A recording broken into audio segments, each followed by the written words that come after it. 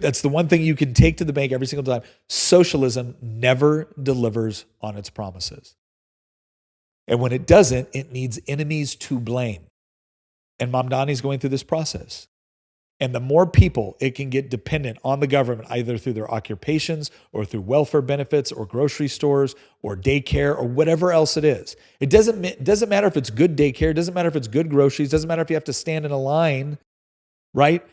If you get to the point where all you're hearing from your elected officials is this is the only way, this is the only way, this is the only way. And when it doesn't go well, it's not their fault. It's always somebody else's fault, some evil capitalist's fault.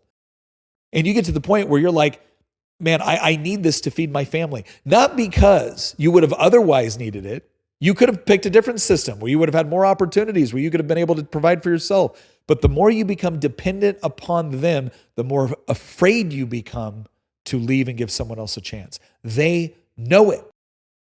They know it. The truly deceptive ones knows how this ends. They just get to the top. The true believers, they're just, I don't know what it is. They seem to be blind to understanding the history of how this works. They always assume that the only reason why it didn't work before is because people as good, as noble, and as smart as them weren't in charge. But the same thing happens every time. It may look a little different. Different cultures, different aspects change things differently. Let me tell you how it's going to look in New York City. More and more people are going to leave. One of the reasons why this stuff never seems to work, especially in the United States, is because people can always flee somewhere else when it stops working.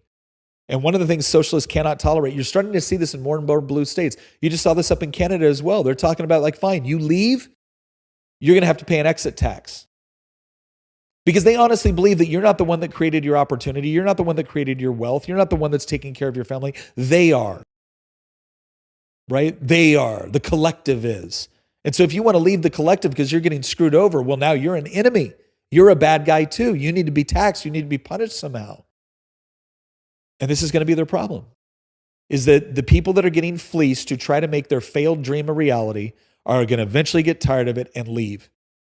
They're going to get tired of being told they don't care enough, that they don't do enough, that they don't contribute enough.